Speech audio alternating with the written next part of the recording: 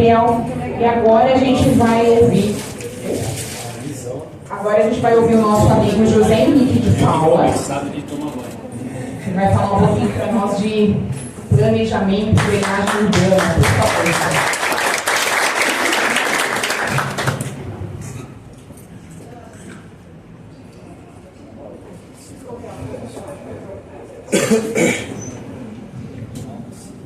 Boa tarde a todos que estão aqui. Vim falar um pouco sobre drenagem urbana, sobre águas pluviais, né? A gente chama de água de chuva. Ela não está intrinsecamente, não está diretamente ligado ao escopo da Sanasa, mas para quem está dentro disso, para quem acompanha o novo marco da lei ambiental, indica que a água de chuva ela passa a ser tratada e passa a ser com peso de lei de saneamento básico. Então a Sanasa, como uma empresa de saneamento básico, a cidade de Campinas e eu creio que a Sanasa, por tabela, acaba no longo prazo tendo que olhar com outros olhos para essa área. E a gente nós, o Brasil como um todo, nós somos um país que pouco fala-se sobre drenagem urbana. E o que é essa drenagem urbana? Drenagem urbana é todo um processo que a gente faz da água que é precipitada do céu, a água que é precipitada, ela cai na terra, e aí como que a gente encaminha essa água? Como que a gente está afim para essa água? Porque o que acontece? Nós somos um país que recentemente foi muito urbanizado. Então, nos últimos 50, 60 anos, a gente teve uma urbanização muito mal planejada. Então, acaba que a gente teve um caos urbano muito grande ultimamente. Então, gera que a gente cresceu mais do que a gente se preparou com infraestrutura de drenagem. Então, acaba sendo que nós enfrentamos hoje muitos desafios por causa de um planejamento, por uma ausência de planejamento. Eu nem digo que foi um planejamento mal feito, e sim por uma ausência de planejamento no passado.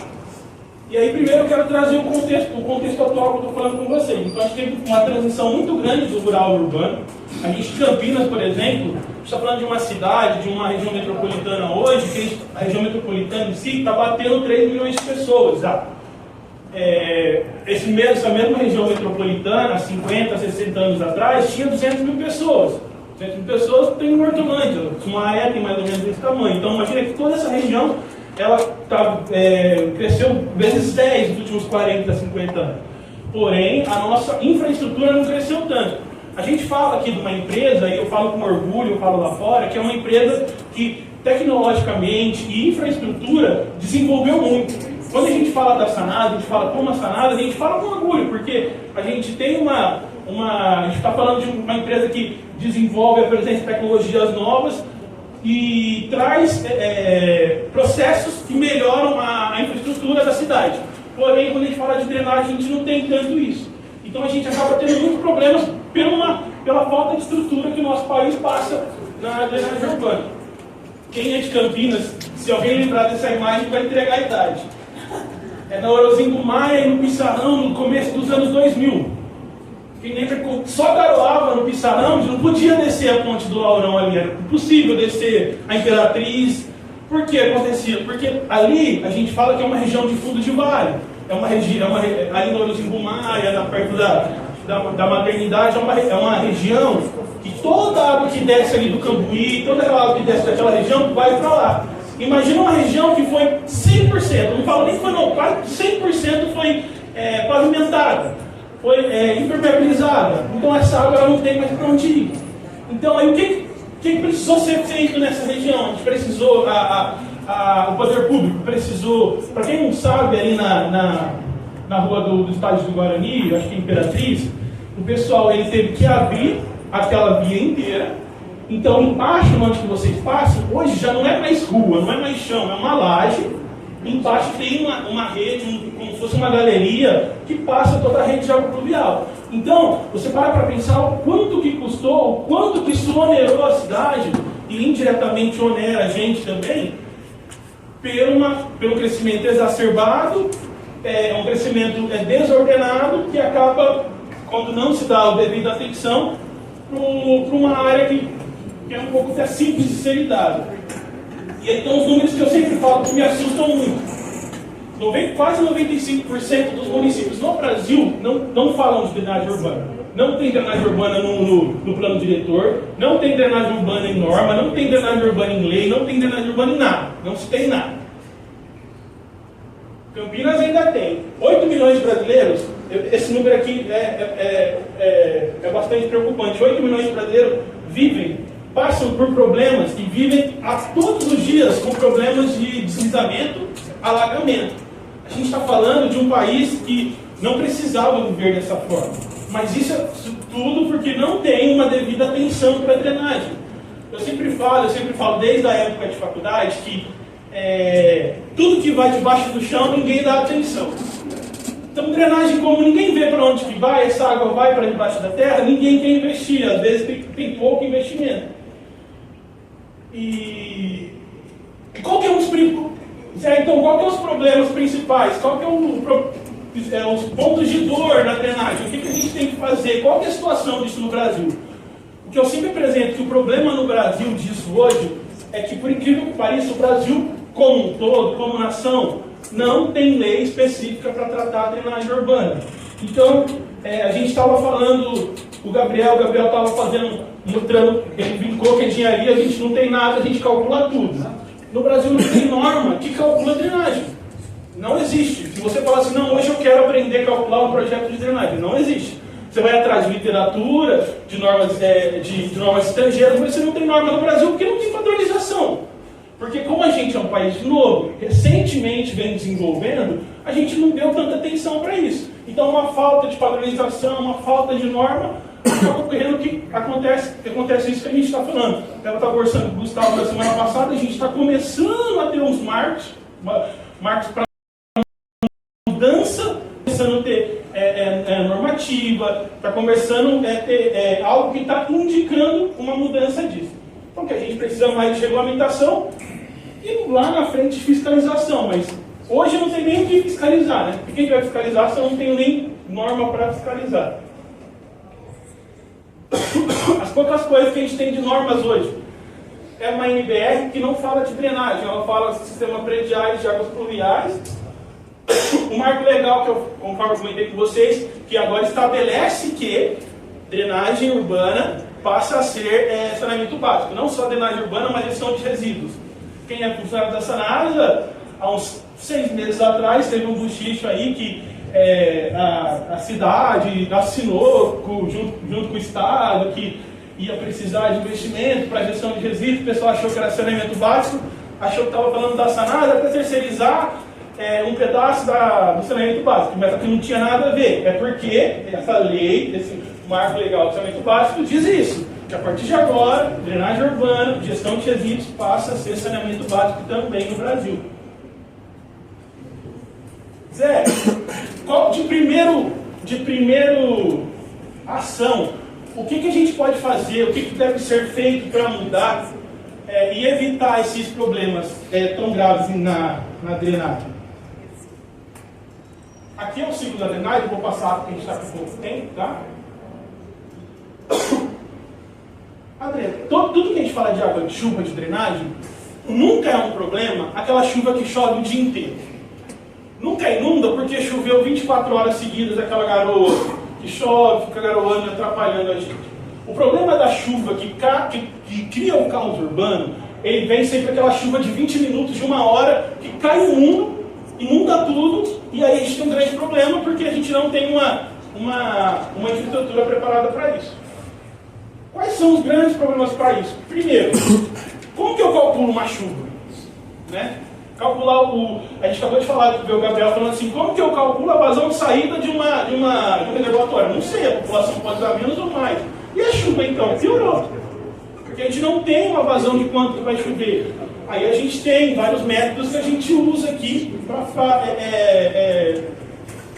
ponderar, para a gente sugerir qual é aquela chuva, qual que é o tanto de chuva que vai ter naquela determinada região.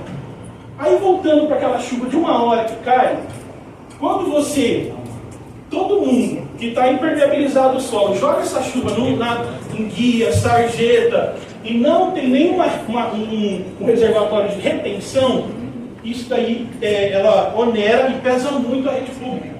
Então, qual que é a maior saída aqui? Empreendimentos, bairros novos, e até o poder público poderia fazer. Criar piscinas, criar reservatórios de retenção. O que é isso?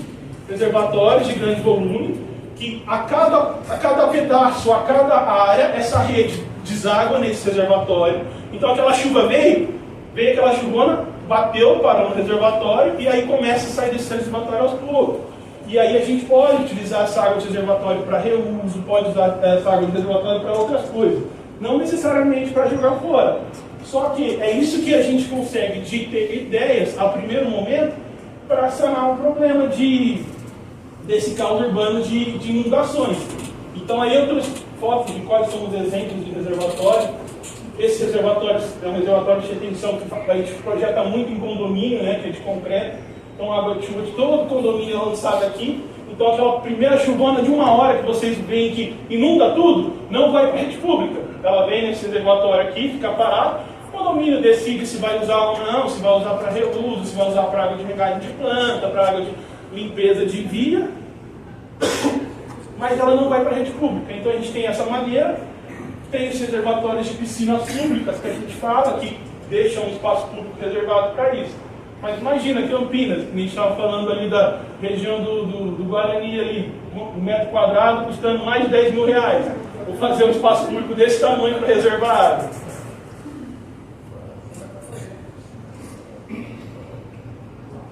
E aí, quando a gente fala de destino final de água, a gente tem um grande problema também, que é o assoreamento de rios. E o que acontece? Quando tem, de novo, aquela vazão de água toda lançada num rio, numa linha d'água, num corpo d'água, se você só lançar isso, o que acontece? Durante o tempo você vai assoreando, você vai tirando, vai criando terra, vai criando um buraco ali em volta daquele corpo d'água, daquela linha d'água. Então, de novo, você criar uma forma de reduzir a velocidade, com bacia de alojamento, com pedra, com gavião, escada hidráulica, isso que a gente usa bastante em pista, né, em rodovia, você ajuda não assoreando o rio e reduzindo a velocidade dessa chuva principal que a gente vai recebendo. Mas aqui eu quero fazer estudo de caso, que é um projeto que eu participei, que eu fiz aqui de drenagem, que aqui em Americana, que é um local que a gente usou, que eu falo que foi muito bom, porque é um case de estudo que mostra que não só fazer um reservatório de retenção é literalmente uma perca de espaço público, né? Então aqui em Americana, a gente fez um projeto para a MRV, que era para 68 blocos, né? É todo esse aqui no mapa, que ia ter mais de 1.000 apartamentos. Então ia ser uma área que, imagina, era quase 50 mil metros quadrados, que antes era verde. Então era 50 mil metros que a chuva caía anteriormente e infiltrava no solo. Eu não precisava me preocupar com essa água. A partir do momento que eu impermeabilizo isso, eu construo isso, agora são 50 mil metros que eu preciso dar fim para essa água. Eu preciso dar um caminhamento para ela.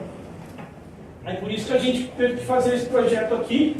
E aí não está aqui junto com a prefeitura. Esse aqui é o projeto de drenagem, a captação toda dentro do condomínio. Aí a prefeitura aprovou estar aqui junto com a gente um projeto que é a MRV de fazer uma piscina pública, não piscina literalmente, mas piscina de quebrar a velocidade da água e reter a água de chuva. Aqui é o detalhe dos reservatórios que a gente fez dentro do empreendimento.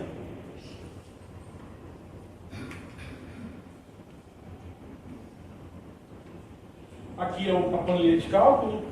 A gente montou para calcular vazões.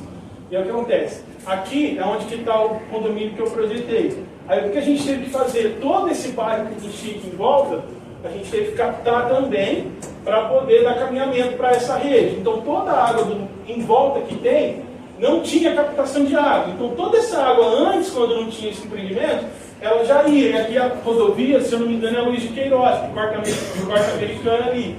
Então, imagina, a gente tem um problema de se começar a impermeabilizar tudo em volta, não é um alagamento que é muito problemático alagar as pessoas, mas alagamento de rodovia, isso para todo o desenvolvimento de uma cidade, de um estado.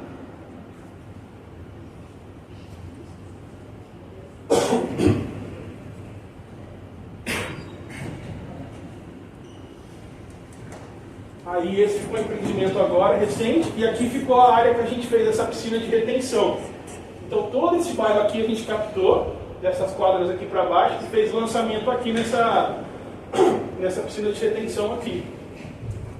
Aqui vai ficar bem difícil de ver, porque fica meio desconfigurado.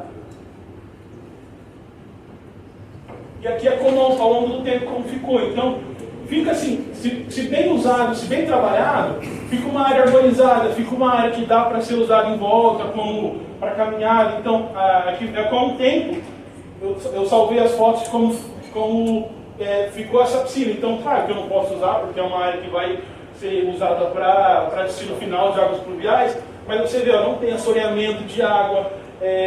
Quando chove, você tem uma linha d'água, mas essa linha logo ela tem infiltração, então não tem problema de doença, não tem problema de mosquito da dengue. Fica uma área verde que no local foi plantado bastante coisa, então fica uma área gostosa de andar, de passear. Hoje como que ela está.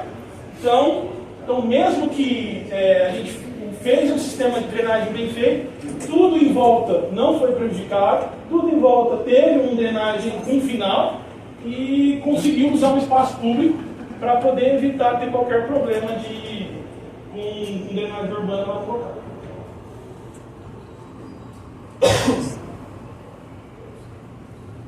Então, só para a gente finalizar e resumir, os pontos aqui do trabalho a gente precisa dar mais atenção, porque é uma área de desenvolvimento urbano ainda que ninguém muito se preocupa, que ninguém muito se fala. Então, a gente vê que a gente está cada vez mais urbanizando, cada vez mais aumentando, cada vez mais impermeabilizando o solo. E então, cada vez mais a gente precisa dar atenção para esse problema. A necessidade de uma padronização. Isso aqui eu falo que é uma necessidade de representação política, mas porque ninguém ganha, ninguém se vende falando de drenagem, se vende falando de obra de infraestrutura que não vai aparecer, né? Então, mas ainda bem que é um problema de fácil solução e que a gente necessita de mais atualização aí para vocês. Pessoal, é isso. Obrigado.